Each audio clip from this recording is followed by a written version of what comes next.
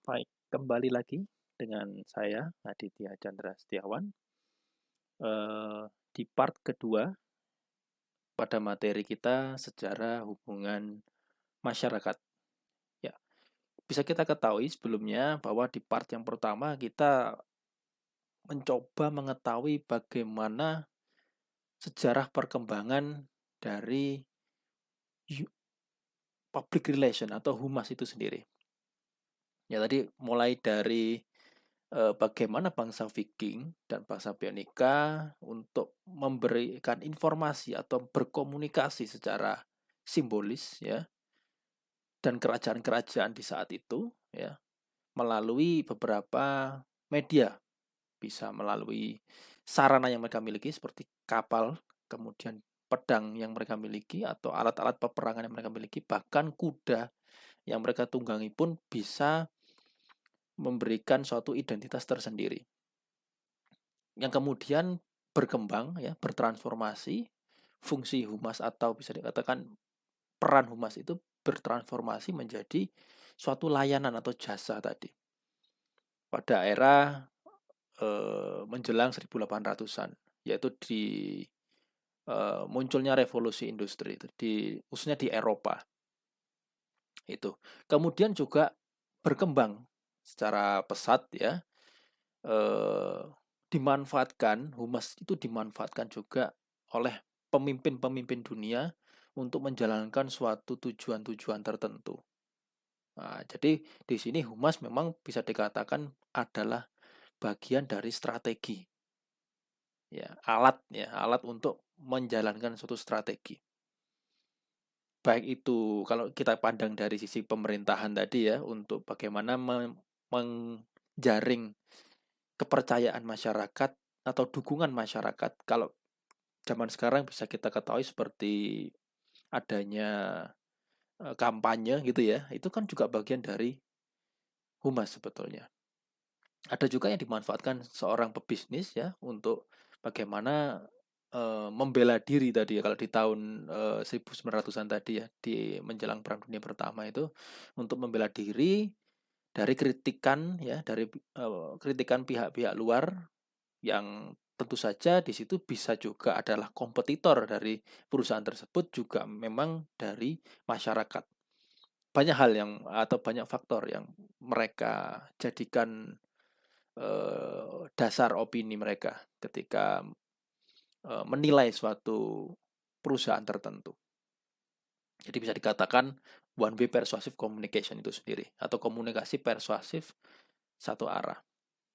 Jadi humas merupakan kegiatan membujuk pihak lain ya di luar organisasi secara satu arah saja. Nah, tentunya perkembangan-perkembangan ini harus kita lihat juga ini pada kepemimpinan ya Presiden Amerika Serikat ke-32 ya, Franklin Roosevelt. Ya, ini fenomenal sekali beliau ini. Jadi pada awalnya muncul yaitu krisis ekonomi yang terjadi setelah Perang Dunia Kedua. Jadi ini sudah pada era Perang Dunia Kedua. Ini menyebabkan rasa curiga dan tidak percaya masyarakat terhadap perusahaan di Amerika Serikat. Ya, yang tadi kan sudah kita sampaikan bahwa mereka hanya berkelit saja atau mungkin bisa dikatakan membela diri tadi. Nah, di sini dalam upaya untuk meraih kembali kepercayaan publik, Presiden Roosevelt ini kembali menggunakan humas sebagai strateginya. Nah, bagaimana cara yang dilakukan atau strategi yang dilakukan oleh Roosevelt di saat itu? Tentunya yang sangat fenomenal, yang sangat terkenal yaitu melalui dialog Roosevelt. Nah, ini dikenang sebagai salah satu bentuk keberhasilan humas dalam memengaruhi opini publik di saat itu. Jadi di sini peran pemerintah dan pebisnis itu menjadi satu bagian yang sama, ya. Tapi kita fokusnya bukan pada politisasinya, tapi pada bagaimana humas itu sebagai alat atau sebagai media untuk menjalankan satu strategi tertentu, strategi tadi untuk tujuan tertentu. Sehingga Presiden Roosevelt menggunakan media radio. Jadi di zaman itu yang berkembang adalah radio. Karena di Perang Dunia Pertama tadi, revolusi industri itu sangat masif sekali ya, teknologi-teknologi yang dikembangkan, yang diteliti itu sangat masif sekali, hingga di masa Perang Dunia Kedua itu Presiden Roosevelt, ya presiden ke-32 Amerika Serikat ini langsung berkomunikasi dengan rakyat. Nah, ini menjadi hal yang cukup baru atau inovatif di saat itu ya. Kalau zaman sekarang itu menjadi suatu kewajiban. Karena kalau kita kembali lagi konteks apalagi negara demokrasi ya, republik seperti ini, tentunya harus akuntabel dan transparan atau transparan tadi ya. Jadi sebagai bagian dari upaya untuk memperkenalkan program reformasi ekonomi yang disebut dengan New Deal. Jadi kesepakatan baru.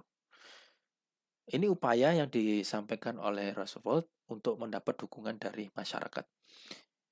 Kalau kita kembali ke pembahasan kita di awal bahwa inti dari humas adalah komunikasi, tentunya New Deal di sini bagaimana mempengaruhi atau memberikan informasi secara masif ya, secara terus-menerus kepada masyarakat sehingga muncullah citra atau muncullah suatu opini yang diharapkan tadi.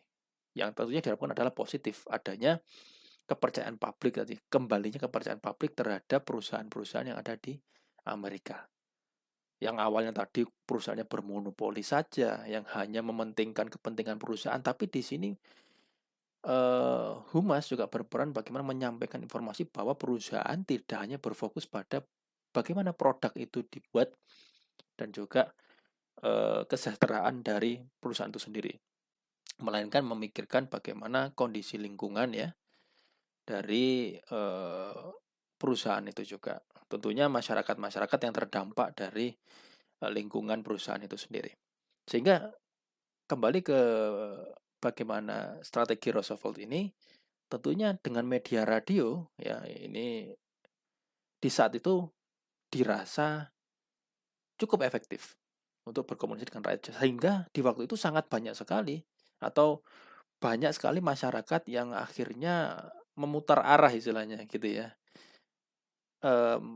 merasa percaya terhadap seorang pemimpin Roosevelt ini terkait program yang disusun oleh Roosevelt itu untuk memberikan angin segar ya, bahwa perusahaan-perusahaan di AS itu sudah berubah menjadi lebih baik lagi. Jadi ini ya, peran humas memang sangat luar biasa sekali, yang awalnya dari identitas saja hingga menjadi alat suatu alat atau media ya untuk menjalankan suatu strategi tertentu. Kemudian disinilah ada beberapa hal ya, perkembangan dan kebutuhan humas pasca Perang Dunia di Amerika Serikat. Jadi ketika setelah masa kepemimpinan Roosevelt tadi tentunya banyak sekali perkembangan-perkembangan yang muncul ya. Salah satunya adalah munculnya CSR ya, atau bisa kita sebut CSR kalau kita ketahui biasanya di bank-bank itu kan banyak sekali. Atau bantuan-bantuan dari lembaga-lembaga tertentu kepada masyarakat di sekitarnya. Jadi corporate social responsibility. Jadi pemilik perusahaan dan pengelolanya itu sudah mulai sadar bahwa mereka itu memiliki tanggung jawab sosial. Tidak hanya tadi yang saya sampaikan, memikirkan kesejahteraan atau kepentingan dari perusahaan itu sendiri. Ini yang ingin disampaikan oleh Roosevelt di waktu itu melalui radio, dialog Roosevelt tersebut. Jadi bahwa setiap perusahaan itu sekarang sudah sadar bahwa mereka memiliki tanggung jawab sosial. Untuk apa? Untuk turut serta menjaga keselamatan lingkungan dan masyarakat. Kalau sekarang kita bisa mengetahui adanya analisis dampak lingkungan, adanya bantuan-bantuan entah itu pendidikan, entah itu bantuan secara fisik sarana gitu ya, untuk sarana umum. Nah, itu bagian dari tanggung jawab sosial dari suatu perusahaan. Nah, bagaimana dengan pendidikan? Ya tentunya upaya-upaya dari lembaga pendidikan seperti adanya memberikan beasiswa, ya, memberikan eh, layanan-layanan layanan terkait sarana prasarana yang dimiliki oleh sekolah atau mungkin lembaga tersebut. Itu juga bagian dari corporate social responsibility. Contoh kecil adalah ketika lembaga tadi memiliki sarana-sarana yang tidak dimiliki oleh masyarakat. Itu bisa ditawarkan sebagai bentuk corporate social responsibility. Semisal memiliki ambulans, itu juga bagian dari corporate social responsibility. Meskipun nantinya pemberian atau mungkin pemberian tanggung jawab sosial tadi itu hanya berupa peminjaman sarana ambulan tadi contoh semisal ya. Itu juga bagian dari corporate sosial. Atau mungkin memang dihibahkan atau diberikan kepada masyarakat. Itu akan lebih eh, baik secara citra ya. Kemudian meningkatnya kebutuhan masyarakat ya atau konsumerisme membuat perusahaan sadar bahwa mereka perlu untuk lebih responsif dan komunikatif terhadap pelanggan. Jadi adanya kontak person gitu ya. Kemudian adanya bagian dari call center itu bagian dari bagaimana memberikan pelayanan dari perusahaan yang lebih responsif dan komunikatif terhadap pelanggan. Nah, kalau kita lihat di konteks sekarang, lembaga pendidikan tentunya harus segera memiliki yang namanya hotline atau mungkin customer service tadi. Agar apa? Keluhan-keluhan dari masyarakat tersebut segera ditampung oleh lembaga tadi, sehingga akan bisa ya dianalisa apa kekurangan-kekurangan yang perlu kita perbaiki untuk memberikan layanan kepada masyarakat. Yang tentunya nanti ujungnya adalah kebijakan. Itu. Kemudian semakin meningkatnya populasi, pekerjaan kemudian semakin terspesialisasi dan mobilitas semakin tinggi dari masyarakat menyebabkan perusahaan memerlukan orang yang memiliki tenaga ahli di bidangnya. Nah, inilah perkembangan dari humas tadi. Sehingga di setiap perusahaan sekarang memiliki unit-unit ya khususnya untuk public relation. Nah, untuk mempromosikan, untuk mengenalkan, untuk memberikan layanan keluhan. Nah, itu semua perusahaan, bahkan sekolah atau lembaga pendidikan pun sekarang juga ke arah situ. Ada istilahnya lapor ya, atau aplikasi lapor, aplikasi keluhan ya, dan juga hotline-hotline yang bisa dihubungi oleh masyarakat. Bahkan ada whistleblower, itu menjadi terobosan-terobosan yang luar biasa. Itu bagian dari kehumasan. Kemudian yang keempat adalah semakin besar perusahaan, tentunya semakin kompleks bisnis yang dijalankan membuat perusahaan sulit untuk menyampaikan beberapa pesan khusus kepada masyarakat. Nah, kalau zaman sekarang perusahaan-perusahaan itu memiliki holding ya, holding atau subholding. Nah, semisal kalau bisa saya sampaikan ada suatu perusahaan besar media gitu ya. Tentunya mereka tidak hanya fokus pada penyiaran saja, tapi bagaimana fokus pada layanan jasa asuransi jiwa. Nah, kemudian ada jasa pendidikan, ada. Jadi semakin kompleks bisnis tadi yang dijalankan, tentunya membutuhkan menyampaikan pesan-pesan khusus kepada masyarakat terkait setiap sub-sub holding tadi. Sehingga peran di humas di sini sangat sentral sekali. Itu menjadi poin penting kita. Jadi perkembangan dan kebutuhan humas pasca Perang Dunia Kedua di Amerika Serikat ini sangat luar biasa sekali. Itu bisa kita lihat juga bagaimana semakin profesionalnya suatu perusahaan itu akan semakin juga berbanding lurus dengan tingkat kepercayaan masyarakat. Nah, seperti itu. Baik, kita lanjutkan. Ini sejarah singkat ya humas di Indonesia, karena di Indonesia juga ada beberapa komunitas ya atau organisasi-organisasi yang tentunya menampung atau yang seirama terkait kehumasan. Salah satunya yaitu Perhimpunan Hubungan Masyarakat Indonesia atau Public Relation Association of Indonesia atau Perhumas. Ini ada websitenya, silakan nanti ketika rekan-rekan sekalian ingin bergabung bisa menjadi bagian dari Perhumas atau mungkin menjadi bagian dari wadah profesi kehumasan yang lainnya. Sedikit ini saya sampaikan terkait bagaimana perkembangan atau sejarah singkat humas di Indonesia. Berdasarkan data yang saya coba himpun ya, humas di Indonesia itu muncul pada tahun 1962. Nah, di situ ada suatu keunikan ya. Jadi ada bukan dua sistem pemerintahan, tapi ada dua kabinet di situ ya. Ketika ada kabinetnya Soekarno dan juga ada ini Perdana Menteri ya sistemnya di situ ya. Ada beberapa maaf Soekarno menuju ke Soeharto.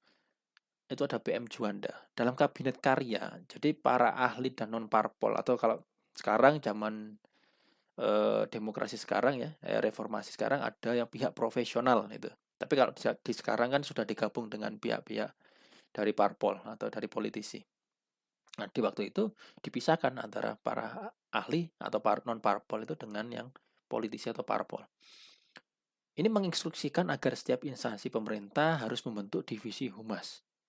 Nah, tadi kembali lagi dari perkembangan humas di pasca Perang Dunia Kedua, tentunya banyak sekali hal yang bisa dilakukan atau bisa dikembangkan oleh lembaga-lembaga atau instansi. Salah satunya dengan membentuk divisi humas. Ini tentunya juga menjadi suatu budaya akhirnya. Dalam suatu organisasi wajib ada yang namanya divisi hubungan masyarakat atau divisi dengan pihak eksternal. Itu. Kemudian pada tahun 1967 hingga 1971 dibentuknya Badan Koordinasi Kehumasan Pemerintah atau Baku Humas waktu itu ya. Beranggotakan humas departemen, lembaga negara serta usaha negara. Jadi ada BUMN, kemudian ada kementerian dan lembaga lainnya. Itu ada yang namanya Badan Koordinasi Kehumasan Pemerintah. Namun itu dibubarkan ya atau lebih diserahkan kembali desentralisasi ke setiap lembaga masing-masing. Kemudian pada 1972 hingga 93 didirikannya wadah profesi humas yaitu Perhimpunan Hubungan Masyarakat tadi yang saya sampaikan dan Asosiasi Perusahaan Public Relation atau APRI ya pada tahun 87. Ini adalah sedikit wawasan ya untuk bagaimana perkembangan profesi bidang keorganisasian kehumasan itu sendiri. Kemudian tahun 1955 hingga sekarang terbentuklah Himpunan Humas Hotel Berbintang atau HTK, berdirinya Forum Komunikasi Antar Humas Perbankan atau Forkamas, dan berdirinya PRSI tadi, Public Relations Society of Indonesia. Jadi di konteks negara Indonesia pun juga ada sisi histori yang perlu kita ketahui dari humas khususnya. Jadi memang peran humas di sini sangat sentral sekali sebagai garda terdepan dari suatu lembaga itu sendiri. Sehingga bisa kita simpulkan bahwa dalam part 1 kita yang lalu dan part kedua ini sejarah humas memang sangat panjang sekali. Dimulai dari perkembangan di masa peperangan itu ya, peperangan di bangsa Viking dan Penik melalui bagaimana mengkomunikasikan ya, memberikan identitas diri mereka melalui simbol-simbol tertentu, entah itu dari perkamen dan beberapa papirus dan beberapa media lainnya, hingga berkembang bagaimana